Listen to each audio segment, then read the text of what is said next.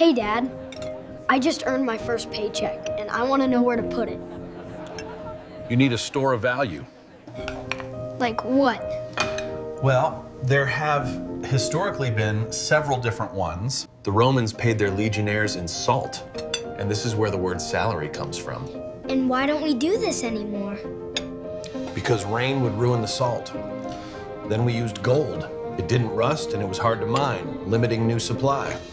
Therefore, it was great at transporting value through time, but not through space. It was too heavy and expensive to move. But now we have Bitcoin. It's hard capped at 21 million. It's digital and it's easy to store. All you need is a simple hardware wallet like the Blockstream Jade Plus. You can buy Bitcoin on exchange and take custody of it within the same day. Sovereign money for sovereign people. Now pass me the salt.